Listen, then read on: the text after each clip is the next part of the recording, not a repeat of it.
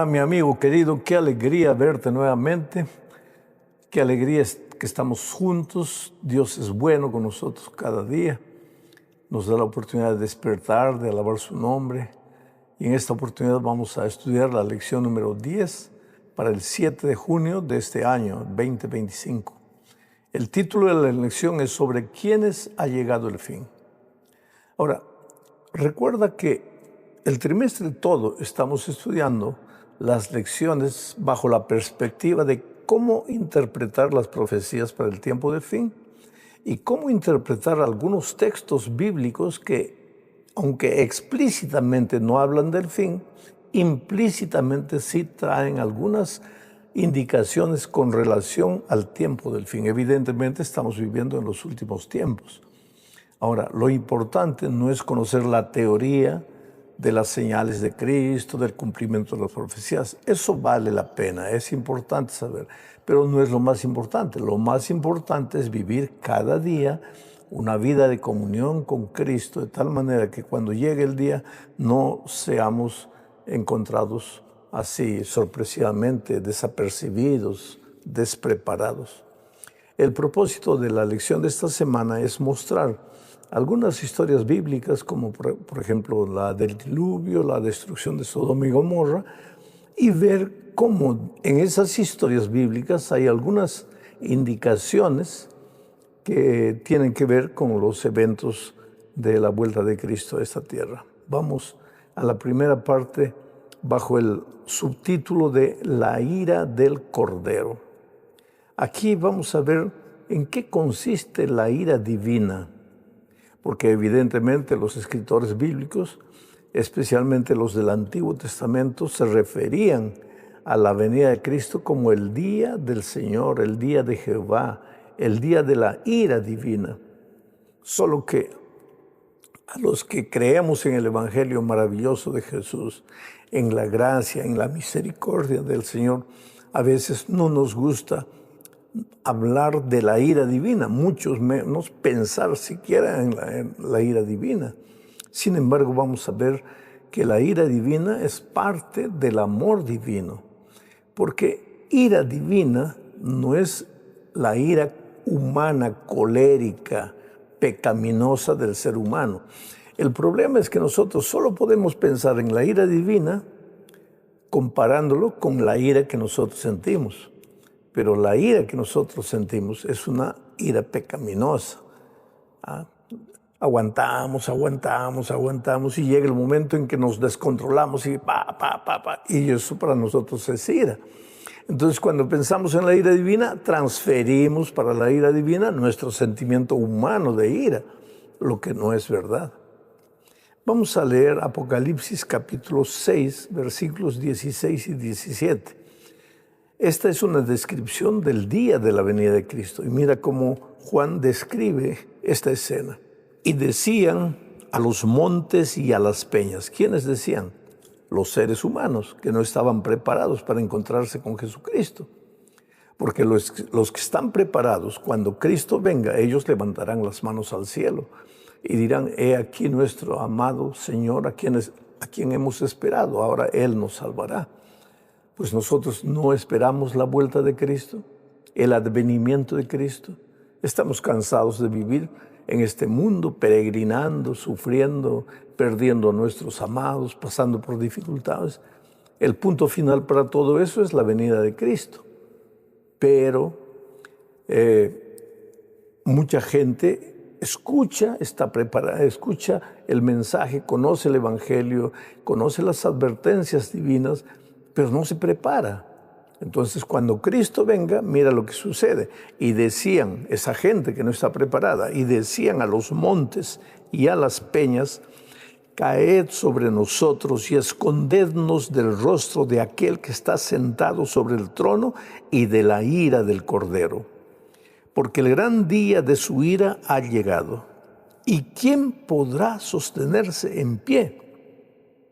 Es interesante, queridos, que aunque la venida de Cristo va a ser un evento sorpresivo, porque Él no ha dado ni el día ni la hora. Mira, por favor, no trates de descubrir el día y la hora de la venida de Cristo. En la Biblia no, porque el propio Señor Jesucristo dijo que de eso nadie sabe. Y por favor, no creas en personas que están marcando fechas para la vuelta de Cristo. Eso no tiene base bíblica ninguna. Entonces la venida de Cristo será sorpresiva, pero aunque será sorpresiva, esta gente, mira lo que dice, porque ha llegado el gran día de su ira.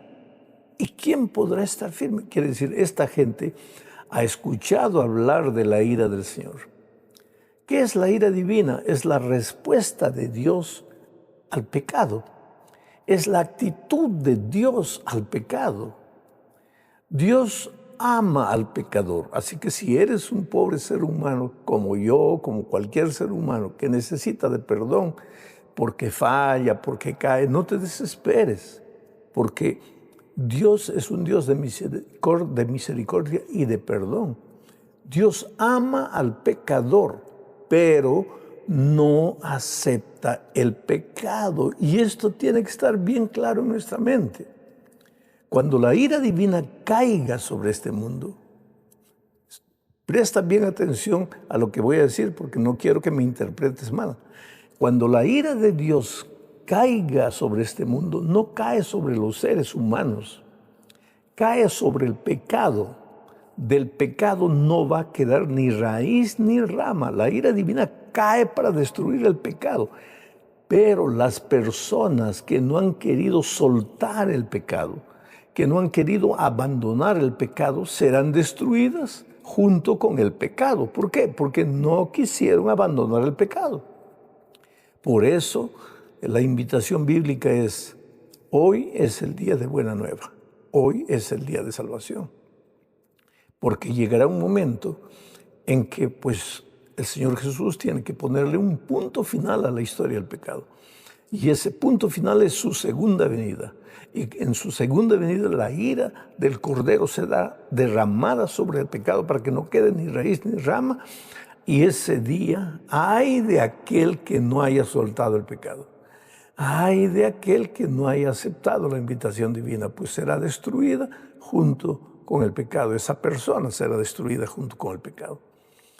Para complementar esta idea, leo Mateo 24, 36 y 37, que dice así: pero del día y la hora nadie sabe, ni aun los ángeles de los cielos, sino solo mi Padre. Mas como en los días de Noé, así será la venida del Hijo del Hombre. ¿Y qué es lo que caracteriza más a los días de Noé? No es la multiplicación de pecados, no es la variedad de pecados. Es verdad que los hombres del tiempo de Noé, pues cada día inventaban nuevos pecados, nuevas perversiones, y a eso le llamaban, pues, no, es mi elección, es mi preferencia, y lo que sea. Pero lo que caracteriza a los días de Noé no es eso, porque eso lo vemos hoy día también. Aquí cuando dice que la venida del Hijo de Dios será como en los días de Noé, está hablando más del elemento sorpresivo. El día que el diluvio llegó, las personas vivían como si fuese un día normal. Se despertaron, fueron al trabajo, a la escuela, continuaban practicando sus pecados, felices de la vida. ¿Por qué? Porque no pensaban que nada extraordinario iba a suceder. Sin embargo, apareció el diluvio y la humanidad desapareció. Así como en los días de Noé será la venida de Cristo. Las personas no hacen caso, no prestan atención, ¿qué les interesa la Biblia? ¿Qué les interesa nada? Y de repente, cuanto menos imaginan, Jesús ya va a estar regresando. El día y la hora nadie sabe, pero Jesús va a volver. Y por eso vale la pena vivir preparado. Por eso es que vale la pena estar preparado independientemente de fecha. Tú no necesitas saber la fecha para que te prepares. Tienes que estar preparado en todo momento. Bueno, vamos a la segunda parte del estudio bajo el título La evangelización en el día de Noé, en el tiempo de Noé. Y aquí leo Hebreos 11:7, que dice lo siguiente: Por la fe, Noé, cuando fue advertido por Dios acerca de cosas que aún no se veían, ¿qué es lo que no se veía? La lluvia. Con temor preparó el arca en que su casa se salvase. Y por esa fe condenó al mundo y fue hecho heredero de la justicia que viene por la fe. Mira, querido, el mensaje de Noé, porque Noé predicó el evangelio de salvación a las personas en su tiempo. Aunque la venida de Cristo será sorpresiva, no es inadvertida, porque Él advirtió, por ejemplo, hoy día para la venida de Cristo, Él nos dio sus señales: guerras, rumores de guerras, marginalidad, el desrespeto del hombre con Dios. Todo son señales de que Jesús está volviendo. Pero el día exacto, eso no, eso es sorpresivo. ¿Por qué? Para que nadie vaya a prepararse solo porque está llegando el día, ¿no? Para que las personas vivan permanentemente preparadas. Bueno, en el tiempo de Noé era igual. Antes de mandar el diluvio, Dios mandó a Noé. ¿Para qué? Para predicar el evangelio. El evangelio no es buena noticia. Entonces, la noticia de que venía el diluvio para acabar con el mundo, ¿cómo iba a ser buena noticia? ¿Cómo iba a ser evangelio? Ah, querido, pero que el mensaje de Noé no era todos serán destruidos con el diluvio. No, el mensaje de Noé era: hay salvación para los que creen en Dios. Hay salvación. Era evangelio lo que Noé predicaba. ¿Por qué? Predicaba la buena noticia de que hay salvación. El diluvio iba a caer, pero solo iba a destruir al rebelde, al contumaz, al terco, al que no hacía caso de las advertencias divinas. Pero era buena noticia para las personas que quisieran oír que había oportunidad de salvación. ¿Dónde? En el arca. Y tú sabes que muchas personas colaboraron financieramente para la edificación del arca. Muchos trabajaron con sus manos para la edificación del arca. El problema es que pasaron 10 años y nada pasó. 20, 30, 50, 100 años. Y entonces mucha gente llegó a la conclusión de que Noé estaba loco, porque su mensaje era medio extraño. Él decía: va a llover, pero hasta ese día nunca había caído una gota de agua del cielo. ¿Cómo se regaba la tierra? Con un vapor que salía de la tierra para regar el suelo, pero nunca había caído una gota del agua. Por lo tanto, que Noé dijera que va a caer agua del cielo, pues nadie creía. Sin embargo, querido, el agua cayó, el día llegó y la gente fue destruida. Hoy día también, cuando nosotros predicamos el evangelio y decimos que Cristo va a volver, mucha gente se ríe. Pedro dice que en nuestros días aparecerán burladores diciendo: ¿dónde está el día de su venida? ¿Por qué? Porque hace tanto tiempo predicamos: Cristo va a volver, Cristo va a volver, y parece que no va a volver. ¿Ah? Sin embargo, el día y la hora de la venida de Cristo llegará. Tú no lo sabes, nadie lo sabe, pero va a llegar y Cristo va a volver. Y ese día mucha gente, pues, los que le esperaron van a levantar las manos y recibirlo con alegría, pero los rebeldes correrán a las montañas diciendo: caed sobre nosotros porque viene la ira del Cordero. ¿Por qué la ira del Cordero? No, no es ira para el ser humano, es ira para el pecado, es destrucción del pecado. Pero vuelvo a repetir, el ser humano que no aceptó la invitación divina será destruida con el pecado. Vamos a la tercera parte. El tiempo se nos está yendo rápido. La historia de Sodoma y Gomorra. ¿Sabes lo que impresiona de la historia de Sodoma y Gomorra? Tampoco son sus pecados. Es el adormecimiento espiritual, es la rebeldía. Es la terquedad para no oír las advertencias divinas. Leo Judas 7. Solo el libro de Judas solo tiene un capítulo. Leo el versículo 7, dice así: como Sodoma y Gomorra y las ciudades vecinas, las cuales de la misma manera que aquellos, habiendo fornicado e ido en pos de vicios contra naturaleza, fueron puestos por ejemplo, sufriendo el castigo del fuego eterno. Por algún motivo aquí el texto bíblico destaca los pecados contra la naturaleza. ¿Qué son vicios contra la naturaleza? Ir contra aquello que Dios estableció. Dios dijo que un hombre se case con una mujer. No que un hombre se case con un hombre. No que una mujer se case con una mujer. Ahora, pero yo soy libre de hacer lo que quiero. Sí, querido, los seres humanos somos libres. El amor de Dios involucra su libertad. Somos libres para hacer lo que querramos, pero eso no quiere decir que estamos en lo correcto, porque al hacer lo que el ser humano inventa y crea hacer, va contra las leyes de la naturaleza. Ah, pero es natural. No, no es natural, querido. Natural es tomar agua por la boca, eso es natural. Pero tomar agua por el oído, eso no es natural. Pero si yo quiero, me coloco un embudo y me echo agua por el oído. Pero no es natural. Yo soy libre, pero no es natural. Lo natural es tomar agua por la boca. Entonces, Dios, no necesito comentar más de esto. Dios ha establecido leyes naturales que necesitamos respetarlas. Pero en los tiempos de Sodoma y Gomorra, pues la gente no prestó atención a las advertencias divinas y llegó el momento en que el fuego cayó del cielo.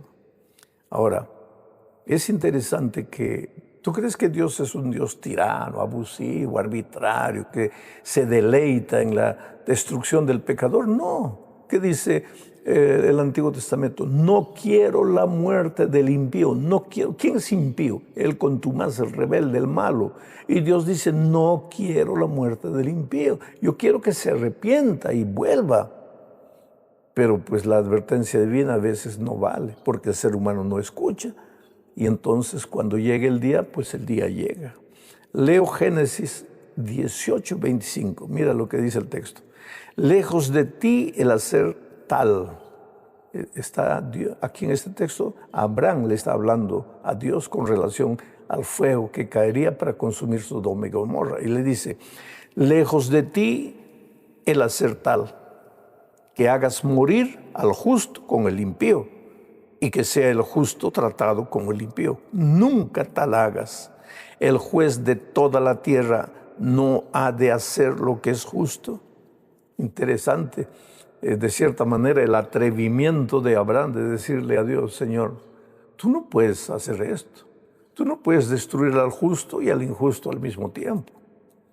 Va a caer fuego del cielo, pero el injusto y el justo no pueden morir. Vuelvo a repetir, el fuego del cielo cayó sobre Sodoma y Gomorra, pero Dios a través de Abraham ya les había dado la advertencia que salgan de la ciudad, porque el fuego caería. Abraham salió con su familia, salieron, pero la mayoría no salió. Cuando el fuego cayó, no cayó sobre las personas, cayó sobre la ciudad y las personas murieron. ¿Por qué? Por rebeldes, contumaces, porque no prestaron oídos a la advertencia divina. Pero quien oyó la advertencia salió y se salvó.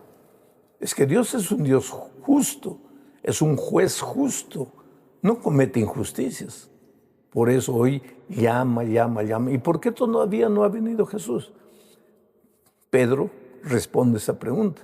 Dice que el Señor no retarda su venida como algunos la consideran por tardanza, sino que es paciente, no queriendo que nadie se pierda, sino que todos se arrepientan. Hoy, a Noé, en los tiempos de Noé, Dios envió a Noé para proclamar el Evangelio. En los tiempos de Abraham, Dios envió a Abraham para proclamar el Evangelio. Y en nuestros días, pues hay un remanente que predica el Evangelio.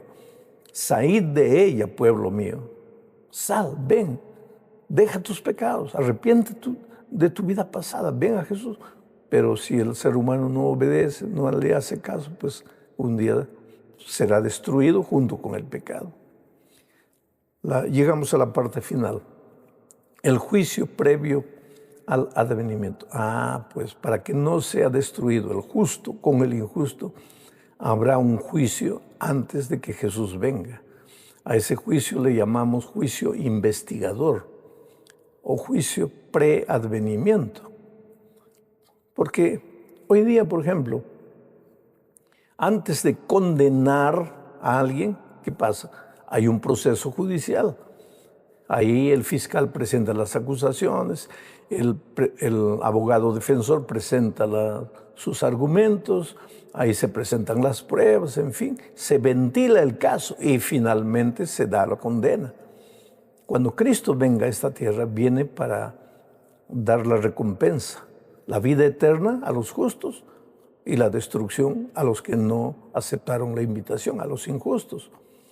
Pero antes tiene que haber habido un juicio. Y por eso en nuestros días hay un juicio invisible que nadie ve, pero que Daniel describe. Mira, voy a leer Daniel 7, 9 y 10. Mira lo que dice. Estuve mirando hasta que fueron puestos tronos y se sentó un anciano de días, cuyo vestido era blanco como la nieve y el pelo de su cabeza como lana limpia. Ese es Dios. Su trono llama de fuego, las ruedas del mismo fuego ardiente. Un río de fuego procedía y salía delante de él. Millares de millares le servían y millones de millones asistían delante de él. El juez se sentó y los libros fueron abiertos. ¿Cuándo fueron abiertos esos libros? Proféticamente en 1844. ¿Y por qué? Porque ahí terminaba la profecía de las 2300 tardes y mañanas. Pastor, ¿en qué consiste esa profecía? Infelizmente, eso no es parte de nuestra lección. Pero yo te sugiero a que busques la profecía de las 2300 tardes y mañanas y verás que el juicio de las naciones ya empezó el 22 de octubre del 44. Hoy día está siendo ventilado nuestro caso. Primero el caso de los que ya murieron, pero los que estamos vivos, ahí está el diablo como fiscal de acusación. Está Jesús como nuestro abogado defensor. En este momento, Jesús está en el santuario celestial intercediendo por nosotros. Es nuestro abogado defensor. Y querido, tú no tienes que tener miedo. Has caído, has pecado. Eso no podemos negar. Todos fallamos. Pero tú no tienes que tener miedo, porque abogado tenemos para con Dios a Jesucristo el justo. Es nuestro abogado. Y aunque el diablo diga, no, ese merece pecar, ese merece morir porque es un pecador, ahí Jesús, nuestro abogado, se levanta y dice, es verdad, es un pecador, ha pecado, ha caído, ha fallado y merece morir, pero yo morí por él en la cruz del Calvario y ahora él está salvo. Yo fui crucificado para darle mi vida a él, mi justicia a él. ¿No es maravillosa noticia? ¡Qué extraordinaria! ¡Qué extraordinaria buena nueva! Eres salvo en Cristo. Ven a Él. Entrégale tu vida. Llora a sus pies. Clama por su gracia y por su poder para vivir una vida de victoria. Un abrazo, querido. Feliz semana de trabajo, aunque la semana ya comenzó anoche cuando hicimos la puesta del sol. Pero una buena semana de trabajo ahora. Felicidades. Chao.